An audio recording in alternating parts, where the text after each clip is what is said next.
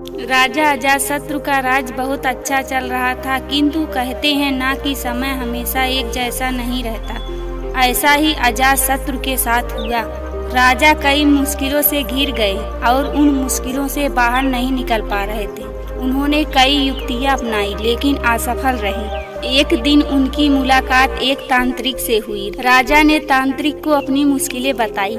तांत्रिक ने राजा की बातों को ध्यान से सुना, फिर उसने एक उपाय बताया। तांत्रिक ने कहा, आपको पशु बलि देनी पड़ेगी, तभी आपकी मुश्किलों का समाधान होगा। पहले तो राजा काफी सोच विचार में पड़ गया, लेकिन उन्हें जब कोई भी रास्ता ना दिखा तो उन्होंने तांत्रिक की बात मान ली। तांत्रिक के कहे एक बड़ा अनुष्ठान किया गया। पशुओं को मैदान में बलि देने के लिए बांध दिया गया। संयोग बस उस समय महात्मा बुद्ध राजा के नगर में पहुँचे। वे उसी स्थान से गुजर रहे थे जहाँ पर राजा ने अनुष्ठान कराया था। महात्मा बुद्ध ने जब देखा कि निर्दोष पशुओं की बलि दी जाने वाली है तो वे राजा के पास गए और बोले, राजन, आप इन निर्दोष पशुओं को क्यों मारने जा रहे हैं? राजा बोले, महात्मा जी, मैं इन्हें मारने नहीं अपितु राज्य के कल्याण के लिए इनकी बलि देने जा रहा हूँ, जिससे सारे राज्य का कल्याण होगा। महात्मा बुद्ध बोले, क्या किसी निर्दोष जीव की बलि देने से किसी का भला भी हो सकता है?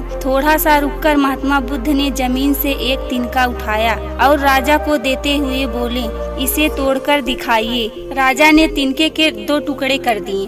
बुद्ध बोले, इसे अब पुनः जोड़ दे।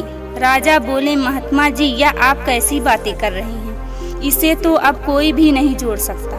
तब बुद्ध राजा को समझाते हुए बोले, राजन, जिस प्रकार इस तिनके के टूट जाने के बाद आप इसे नहीं जोड़ सकते, ठीक उसी प्रकार जब आप इन पशुओं की बलि देंगे तो यह निर्दोष जीव आपके कारण मृत्यु को प्राप्त होंगे और इन्हें आप दोबारा जिंदा नहीं कर सकते, बल्कि इनके मारने के बाद आपको जीव हत्या का दोष लगेगा और आपकी मुश्किलें कम होने के बजाय और भी अधिक बढ़ जाएंगी, क्योंकि किसी भी निर्दोष जीव को मारकर कोई भी व्यक्ति खुशी नहीं प्राप्त कर सकता। आपकी समस्या का हल निर्दोष जीवों को मारने से कैसे हो सकता है? आप राजा हैं, आपको सोच विचार कर निर्णय लेना चाहिए। अगर आप सच में अपनी मुश्किलों का हल चाहते हैं तो दिमाग से काम लीजिए। मुश्किलें तो आती जाती रहती हैं, यही जिंदगी का सच है। किसी निर्दोष जीव को मारने से समस्याएं नहीं समाप्त होगी, बल्कि उसका हल आपको बुद्धि से निकालना होगा। बुद्ध की बात सुनकर अजातशत्रु उनके चरणों में गिर पड़े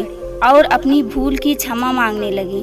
अजातशत्रु ने ऐलान करा दिया कि अब से उनके राज्य में किसी निर्दोष जीव की हत्या नहीं की जाएगी।